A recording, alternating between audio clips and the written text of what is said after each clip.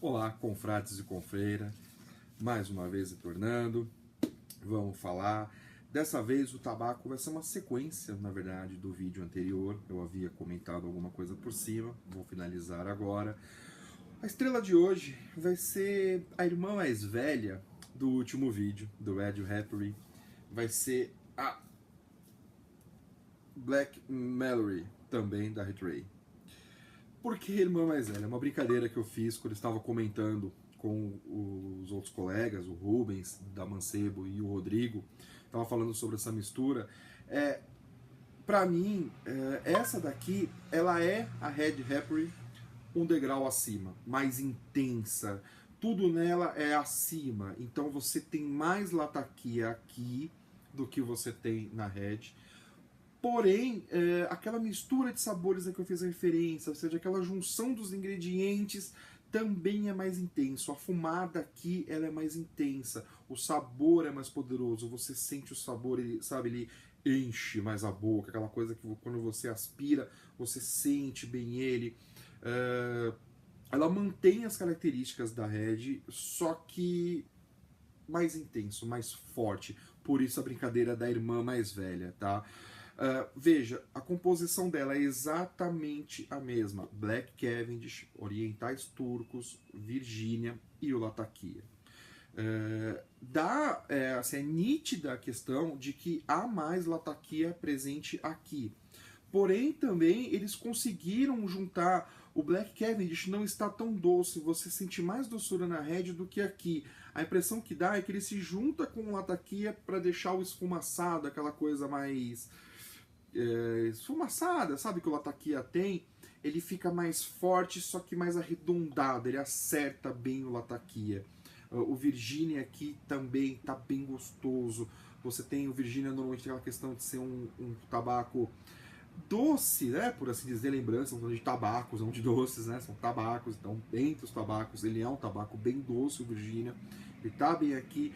Os orientais aqui, o oriental turco, ele entra com aquela coisa meio apimentado, sei lá, acho que pimenta talvez seja o sabor que mais se aproxime dessa referência.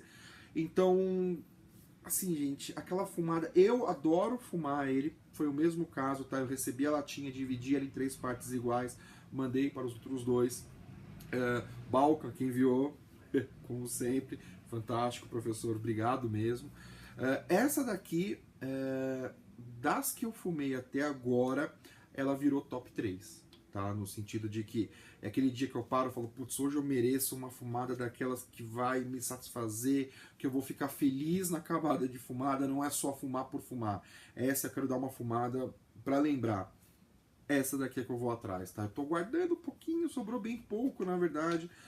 Visualmente, ela é parecida com a irmãzinha mais nova dela, tá? Aqui, ó. Também, questão de umidade, pra mim, fica perfeita. Ela não é absurdamente seca e não é úmida, como são os aromatizados. Também tá numa umidade perfeita pra mim. Eu aconselho o seguinte, se você está começando a passar para as misturas, está começando a pegar o jeito e tal, pegue a Red Rappery. Gostou, achou legal, experimenta algumas outras coisas, não, mas eu quero algo a mais. Ou se você já fuma há um tempo, mas quer sentir um sabor mais intenso, quer dar uma fumada que seja complexa e intensa, tá aqui, ó. Você achou o seu tabaco. Tá? Virou top 3, assim, na primeira vez que eu fumei, eu já falei, caramba, isso é diferente, assim, já, sabe, já, isso daqui é muito bom. E nas fumadas subsequentes só foi se firmando e se tornou, sim, uma das 3 melhores que eu já fumei até hoje. Apaixonado, como vocês puderam perceber, apaixonado demais e vou comprar outras. Eu tenho uma questão, devo ter comentado, eu quero experimentar o máximo de coisas possíveis e aí, obviamente, eu vou definindo, eu vou diminuindo o escopo daquelas misturas. Não, essas daqui, esses blends, essas misturas são as que eu mais gosto, as que eu quero ficar para mim, que eu quero ter mais em casa, quero ter o estoque e tudo. Essa daqui é uma das 3 que eu vou repetir porque fantástica, tá, gente? É uma senhora fumada. Ela não é tão intensa em nicotina. Ela, pelo menos para minha impressão, pode ser que, não, olha, se você verificar os dados, os números, seja igual, enfim. Comparado com a Red, eu acho ela mais intensa também em nicotina. Porém, ela não chega a ser algo que incomoda de forma alguma. Ela dá uma sensação de fumei, sabe? Então, Black Mallory, da Retrace, caso tenha chance, recomendo muito mesmo, gente. Acho deliciosa, tá bom? E vamos para a dica literária. Dica literária de hoje é especial. É uma trilogia que eu gosto muito. Quando eu li a primeira vez eu me apaixonei. O autor tem vários outros livros, ele tem outras séries, ele tem séries maiores até do que essa, com muito mais livros. Tem série de televisão baseada, na verdade, nessa outra série dele. Mas essa trilogia específica, eu vi a primeira vez, também tem muito tempo. Eu comprei a primeira edição, inclusive tem uma contracapa linda, eu vou mostrar aqui pra vocês. Sem mais delongas, As Crônicas de Arthur, do Bernard Cornwell, O Rei do Inverno. O que é? Basicamente, ele conta a história do Rei Arthur. A Tábua Redonda, esses negócios todos. Porém, o Bernard Cornwell, ele é um historiador do exército inglês, ou seja, ele tem acesso a muito material legal. Muito material legal. E o que ele faz? Ele fala, olha, gente, a verdade, todo mundo, se for aprofundar um pouquinho, quem tentou ir atrás um pouquinho sobre a lenda do Rei Arthur, sabe que, na verdade, existe muito pouca coisa e muita coisa recente foi escrita. 1700, 1800, a versão que nós temos é uma versão relativamente moderna, por assim dizer, que nós conhecemos bem, Excalibur, Merlin, enfim. O que ele faz é o seguinte, ele fala, não, peraí, nessa época, século V após Cristo, mais ou menos, os romanos tinham saído há relativamente pouco tempo lá da Inglaterra, da Bretanha, e eles estão brigando contra os saxões. E aqui ele pega esse momento histórico, fala, como seria a história? Como teria acontecido isso? Chegou para nós que o Merlin era um mago poderoso, tem uma lenda, né, que fala que ele era filho, ele é meio demônio, né, o pai dele era um demônio, a mãe dele humana e tal. Como que ele seria? Aqui ele é um druida, um senhor druida, tudo. E tem magia aqui? Tem e não tem. Acho que uma das coisas mais fantásticas que o Sr. Cornwell conseguiu fazer, junto com a descrição de batalhas, é essa questão da magia. Tem uma briga fantástica com o cristianismo, então é o druidismo e o cristianismo tem essa briga enorme, tá, da extinção dos druidas, ou seja, a morte de muitos e muitos druidas. Tem a questão da caça aos druidas, da briga entre a nova religião, né, o cristianismo, que estava chegando, assim, óbvio, já existia lá, já havia chego, são 5 séculos, tá, então já tinha Roma, ou seja, já era bem instituída. Só que veja que na Bretanha ainda era meio selvagem, os romanos saíram de lá, deixaram, e isso criou um caldeirão enorme, e o druidismo é muito intenso aqui, era muito poderoso lá, e essa briga é bem legal, ele permeia o livro todo.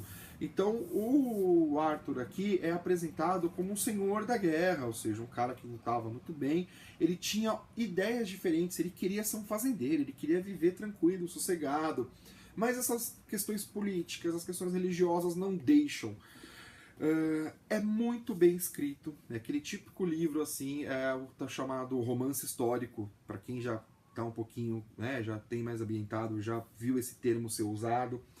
Para mim é o senhor romance histórico, porque ele pega uma lenda, uma história não necessariamente real, no caso o Rei Arthur, não se sabe nem se ele existiu de verdade, tá? É uma questão importante, e ele coloca isso num momento histórico real que aconteceu, com dados reais. O que ele muda de locais, de nomes, tudo, ele explica aqui, tá? É muito bom. As lutas, ele descrevendo as lutas, como que se lutava nessa época, é algo fantástico. Ele passa muita questão de realismo, no sentido de que, olha, lutar com espada, porque a espada, Excalibur, era linda, era um instrumento de guerra, tá? É um pedaço de aço afiado que você tinha como função tacar na cabeça do desgraçado do seu inimigo e matar ele, seja afundando a cabeça dele, seja rasgando, era matar. Então isso está muito presente aqui. São 3 livros, como eu falei. O segundo é O Inimigo de Deus, tá?